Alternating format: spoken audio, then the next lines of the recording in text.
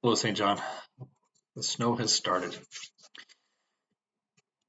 But last night, as I was getting ready to go to bed, turning off lights in the house, I turned off a light in this room, and then I kicked and ran into a bag of something that was next to a chair at this table. And then I went upstairs to my bedroom and walked in the door in the dark and ran into a suitcase from a little spring break trip that we took that was still on the floor. And by that point, I was angry ogre because of the stuff in the dark that's in the way. It's not good. So often, life is like that. Like if for living in the dark, for those who are living in the dark, we something right in front of us, and we need some help. We need the light. We see that theme in the readings that are planned for this week about sight and light that we find in Jesus. When we live in darkness, we can get along just fine for a while, uh, knowing what we want to do or what we're trying to accomplish for ourselves, but eventually we realize that there's something right in front of us, and we can't tell what it is or what we have to do, but we know that we need some help, some direction, some guidance. We need someone to help us, someone to give us what we can't see. We need some lights. The light we need is the same light Jesus gave to that man of the gospel for today, the light of sight and the sight of faith. Now, we're just going to look at Ephesians 5, verses 8 through 14, and walk through those verses, the words there, verse by verse. Right before we pick things up in Ephesians chapter 5, right? So chapter, before, chapter 5, look at chapter 4 and before here. The Apostle Paul had been talking about the old and new man, saying, put off the sinful nature and the desires that your flesh would give, and that would use to control you if you were without faith in Christ, and instead live like the new person that you are, that you know Christ and His love, and how completely this changes the meaning of your life. And then the Apostle Paul goes on to give specific examples of how to do that, both by indicating good things to do and sins to avoid. And as we pick it up today, Paul is reminding us how easy it can be for us to slip back into sins, into darkness. So verse 8, for you were once darkness, but now light in the Lord. Behave as children of light. You were once darkness. You had no idea what God's will or way is. You were in the dark. You didn't know. You couldn't see. Couldn't even see that the things that you were doing were wrong. Everyone else in the world is doing them. How can it be wrong? You couldn't see that God says it was wrong. You were in the dark. And maybe that time of darkness,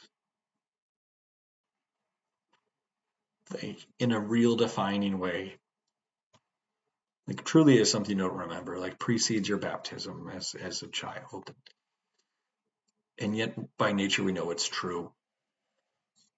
As much as we and culture might like to think it can't be. The darkness that we're capable of, the darkness that we naturally are. How could it be wrong? You couldn't see that God says it's wrong. And what that means for your relationship with God is that He had to pull you out of it. He had to give you the light. What that means for your relationship with other people is that you never get to have the nerve to think that you're any better than they are, because you used to be just like them, just as bad, just as dark. The only thing that makes you any different from them is the one who humbled himself from divinity to death. Notice what Paul says. Not that we were in darkness, but that we were darkness. When people looked at us, they didn't see the light. We were in the way of the light. People don't just do bad things. We are bad things. We were darkness, and now we are light. Now you know God's will. You listen to him, you're taught by him, and he's made you his child, and as his children, we get to imitate our Father. That's what children do. Paul reminds them of who we are. Then he tells us to live like it. And that's the order it goes in. It's important to see that. It's not earn it, but this is who you are, who he has made you to be. Now live like it. Verse 9, for the fruit of light is found in all goodness or generosity and righteousness and truth. That's the image of God. Righteousness, that's how he created us, who he wants us to be. It's still what he expects of his children today. Verse 10 and 11, approve of what is pleasing to the Lord, and do not take part in the works of the unfruitful darkness, but instead rebuke them. Paul says, ask yourself on a daily basis, is this something that is good for me to be doing? Don't be so apathetic, complacent, lazy. Think about it. Put effort into it. Is this movie something that's good for me to see? Is it good for me to be listening to this? Are these the type of people I should be allowing to influence me? And if they are unfruitful, then no. Instead, rebuke them.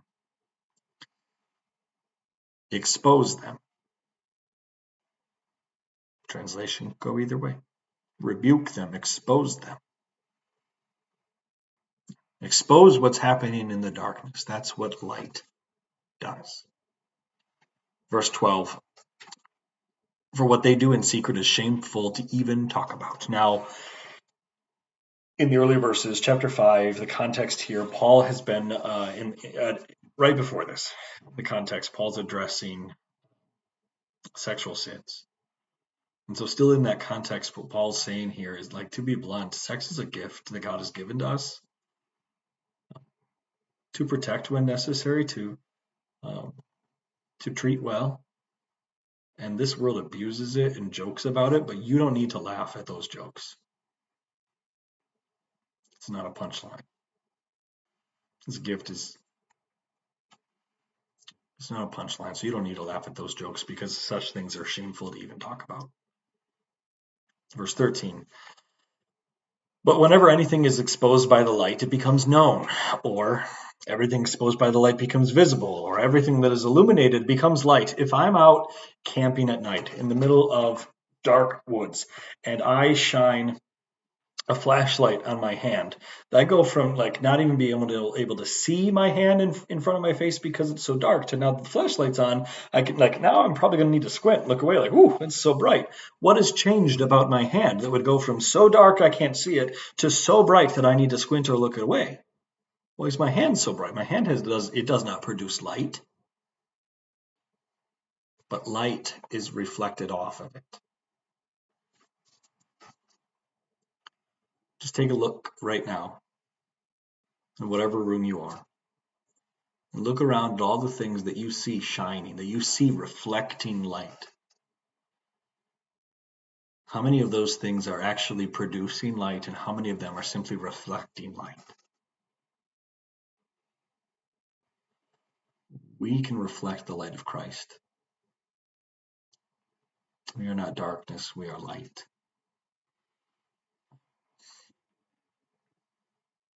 We reflect his light. That's how things work. You look around and see. Where do you see light? And so too in the world. Where do you see love? Where do you see the light of Christ? Many people look at us and see it there. The love of Christ reflected off of us. As we are shining the love that has been shown to us. In verse 14, for anything that is revealed in light, or anything that is revealed is light. Therefore, it is said, arise, you sleeper, and rise from the dead, and Christ will shine on you.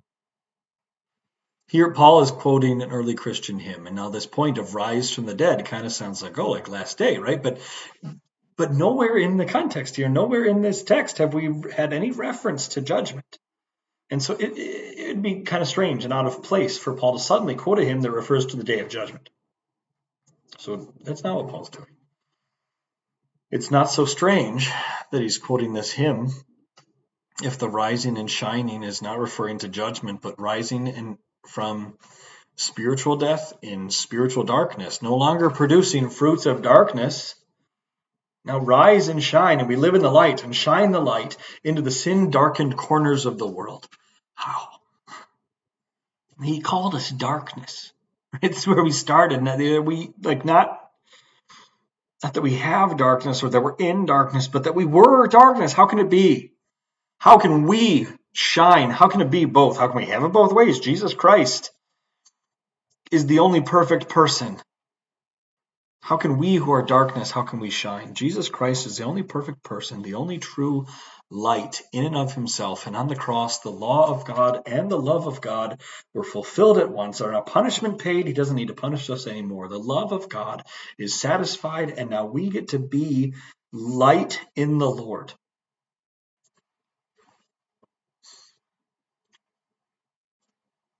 To reflect a love that we have received. Consider a girl, a young woman she doesn't have a penny and she's plain. Right? No wealth, no beauty, nothing to offer. And yet there is a prince who falls in love with her. For whatever reason, he just thinks she's great. Right? And on the day they get married, all that is his becomes hers. And she has all the riches. And she's decked out. He's given her jewels, and she's dressed, and she's beautiful because she's covered. No longer plain, no longer nothing to offer. She's beautiful, and yet as he looks at her, she's the one he loves the most. He looks at her and sees the one he loves. It's like, to him, he sees the one he loves. And so too for us, that all that is God's is ours, and he covers us, and we are beautiful, and he looks at us and he sees the one that he loves. And we're free. To the degree that you see that, you will show that. Rise and shine to a new life as a new creation, and Christ will shine on you. See who God has made you to be, his own dear child. Now, let's live imitating the Father. I see who God has made you to be. Now go live like it. Now go act like it. It goes in that order. God shine in us, that others may see his light. God grant it. Amen.